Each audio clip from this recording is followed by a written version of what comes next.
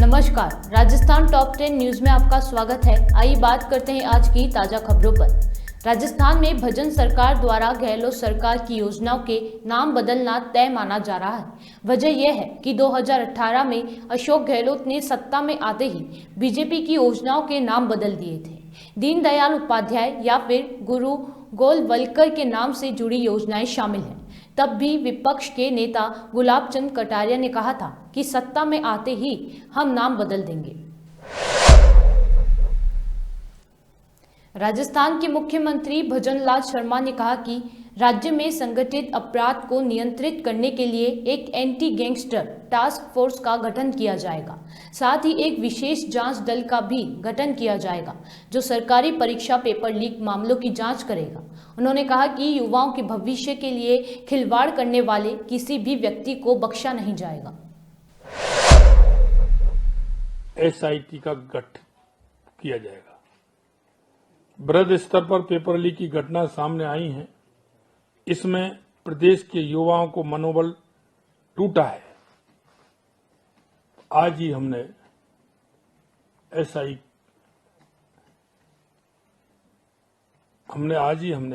SIT का गठन की प्रक्रिया प्रारंभ की और आज मैं कहना चाहता हूं कि एसआईटी का गठन होगा। पेपर लीक के मामले में के लिए जांच एसआईटी गठन करने का निर्णय लिया है। प्रदेश के युवाओं की शक्ति के भविष्य के साथ जो खिलवाड़ करने वाले अपराधियों को सख्त सजा मिलेगी, क्योंकि उन युवाओं का भविष्य अंधकार में जिन्होंने डालने का काम किया है, ये सरकार किसी कीमत पर उनको बख्शने वाली है। राजस्थान में नई सरकार का गठन हो चुका है। भजन लाल शर्मा की अगुवाई में बीजेपी की सरकार आने वाले 5 साल राजस्थान पर शासन करने जा रही है। डिप्टी सीएम के रूप में दिया कुमारी ने भी अपनी जिम्मेदारी संभाल ली है। उनकी तरफ से तो डिप्टी सीएम बनते ही पहला बयान भी सामने आ गया है। उन्होंने कहा कि कांग्रेस की पिछली सरकार को आड़े हाथों लेने का काम किया। इस तरह से 5 साल राजस्थान में कोई विकास नहीं हुआ, कोई काम नहीं हुआ। पूरी तरह से फाइनेंशियल कंडीशन राजस्थान की बिल्कुल इतनी खराब है। हम माननीय प्रधानमंत्री जी जैसे जैसे गाइड करेंगे वैसे वैसे हम सब मिलकर काम करेंगे। राजस्थान की जनता ने इतना विश्वास जताया है भारतीय जनता पार्टी में प्रधानमंत्री मोदी जी पर। इस तरह से 5 साल राजस्थान में कोई विकास नहीं हुआ, कोई काम नहीं हुआ। इतना अत्याचार हुआ है, महिलाओं पर अत्याचार बढ़ा है, लॉ एंड ऑर्डर जीरो है। पूरी तरह से फाइनेंशियल कंडीशन राजस्थान की बिल्कुल इतनी खराब है। हम सब जानते हैं क्या हालत है राजस्थान की। तो बिल्कुल हमारे माननीय प्रधानमंत्री जी जैसे जैसे गाइड करेंगे वैसे वैसे हम सब मिलकर काम करेंगे। और हमारे यशस्वी प्रधानमंत्री जी के नेतृत्व में केंद्र सरकार की जिस तरह से योजनाएं हैं, बहुत सारा काम किया है केंद्र ने, विकास का काम ढेर सारा किया है, योजनाएं भी बहुत बनाई। राजस्थान में वो सब नहीं हुआ, तो वो सब कुछ पहुँचाने का काम, ये सब चीज़ें करने का काम, यही हम लोगों के लिए, सबके लिए प्राथमिकता रहेगी। राजस्थान की जनता ने इतना विश्वास जताया है भारतीय जनता पार्टी में प्रधानमंत्री मोदी जी पर, तो हम लोगों का भी उतना ही दायित्व बढ़ जाता है और उस पे हम लोग खरा उतरते हैं। राजस्थान में कन्हैयालाल हत्या को लेकर शनिवार यानी कि आज एनआईए अदालत में जज रविंद्र कुमार द्वितीय चार्ज आदेश सुनाएंगे। जून 2022 में मोहम्मद रियाज और अटारी और गोस मोहम्मद ने टेलर कन्हैयालाल की दुकान में घुसकर चाकुओं से हमला कर हत्या कर दी थी। इस मामले में कोर्ट में 2 पाकिस्तानियों सहित 11 लोगों को लेकर 22 दिसंबर 2022 को चालान पेश हुआ था। राजस्थान के नए मुख्यमंत्री भजन लाल शर्मा के शपथ ग्रहण में उनसे ज्यादा चर्चा पूर्व मुख्यमंत्री अशोक गहलोत और केंद्रीय मंत्री गजेंद्र सिंह शेखावत की हुई। शपथ ग्रहण समारोह में 2 मंच लगे थे, एक जहां मुख्यमंत्री, उप मुख्यमंत्री और प्रधानमंत्री बैठे थे, तो वहीं दूसरे मंच पर वसुंधरा राजे, केंद्रीय मंत्री गजेंद्र सिंह शेखावत मौजूद थे और शेखावत के ही बगल में बैठे थे अशोक गहलोत। दोनों ने जिस गर्मजोशी के साथ एक दूसरे का हाथ पकड़ा तो सभी की निगाहें वहीं टिक गईं। राजस्थान के शपथ ग्रहण के बाद प्रदेश के डिप्टी सीएम प्रेमचंद बेरवा ने सचिवालय जाकर पदभार संभाला और प्रेस कॉन्फ्रेंस की। बेरवा ने पत्रकारों के सवालों का जवाब देते हुए कांग्रेस पर खूब भड़के। उन्होंने कहा कि गहलोत सरकार की सबसे बड़ी ओपीएस योजना को भी आड़े हाथों लिया। बेरवा पत्रकारों के सवाल पर बोले कि ओपीएस पर कांग्रेस सरकार ने किया ही क्या है। उप मुख्यमंत्री ने कांग्रेस सरकार पर कई दूसरे आरोप भी लगाए हैं। जो हमारे प्रधानमंत्री जी माननीय नरेंद्र मोदी जी की जो योजना है केंद्र सरकार की, उन योजनाओं को हमें धरातल तक पहुंचाने का काम करेंगे। पहली प्राथमिकता यह होगी। उसके बाद में जो कांग्रेस सरकार ने जिस तरह से एक झूठा वादा करके जो सरकार में आई थी, किसानों से झूठ बोला, हमारे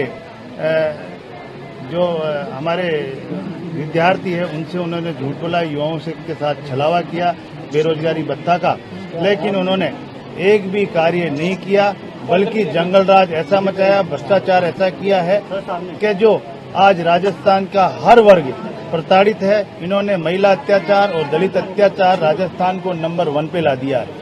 इसलिए मैं चाहूंगा कि हर वर्ग के लोगों को हर वर्ग के साथ मिलकर और उनके उत्थान के लिए काम करें, विशेष तौर से दलित और महिलाओं के लिए और उत्थान का काम करें। ये हमारी प्राथमिकता है। सर, कोई रोड मैप बनाएगा? कोई रोड मैप बनाए? अभी तो हमें हमारी जो केंद्र सरकार की योजना है, जिन्होंने ये डंप कर दी है, इन्हें पिछले 5 साल में इन योजनाओं को नीचे अंतिम छोर तक ले जाने का काम करेगी। देखिए, एक बड़ा सवाल ये भी आ रहा है कि कुछ योजनाएं हैं गहलोत सरकार की, पूर्व की गहलोत सरकार की, क्या उन्हें जारी रखा जाएगा? ऐसा है, उनकी योजनाएं केवल नाम बदलने की योजना चली है, न कि काम करने की। उनका कोई धरातल पे काम हुआ नहीं है। और निश्चित रूप से भारतीय जनता पार्टी ऐसी पार्टी है जिसकी जब भी सरकार राजस्थान में रही है या किसी भी जगह रही है तो हमेशा जो कहा है वो करके दिखाया। देखिए, ओपीएस उनकी नई योजना थी, ऐसा प्रचारित किया गया था, तो उसके बारे में आपका क्या कहना है? ओपीएस में उन्होंने किया क्या अब तक बता दो। वैसी की वैसी क्या केंद्र की एनपीएस वापस से लागू? उनकी योजना देखेंगे उन्होंने किस तरह से क्या किया, निश्चित रूप से काम करेंगे। एक सिंगल बूम पे ले लूं साहब, क्या प्राथमिकता रहेगी थोड़ा विस्तार से बता दें, क्योंकि अब आपने पदभार भी ग्रहण कर लिया है और शपथ आपकी हो चुकी है। पहली बड़ी प्राथमिकता क्या रखेंगे आप? पहली बड़ी प्राथमिकता बता रहा हूं ना, जो हमारे केंद्र सरकार की योजनाएं हैं, उन योजनाओं को अंतिम छोर के व्यक्ति तक हर वर्ग के हमारी योजनाएं प्रधानमंत्री ने बहुत सारी चला रखी है। उन योजनाओं को धरातल तक नहीं पहुंचा पा रहे हैं, ये हमारे रुकावट आई है। निश्चित रूप से इनको पहले हम धरातल तक पहुंचाएंगे। अभी डिपार्टमेंट तय होना बाकी है, फिर भी एक निश्चित रूप से जो भी डिपार्टमेंट मिलेगा उसमें बखूबी से ईमानदारी से काम करेंगे। पिछले 5 साल में जिस प्रकार से आपने आरोप लगाया, दलितों पे अत्याचार बढ़ा, महिलाओं पे अत्याचार बढ़ा, अब आप क्या चाहेंगे? बिल्कुल इनके पास, इस सरकार के पास कोई लॉ एंड ऑर्डर नहीं है। ये अपनी कुर्सी के खींचातानी में रहे हैं। निश्चित रूप से हम अब दलित उत्थान और महिला अत्याचार पे विशेष तौर से काम।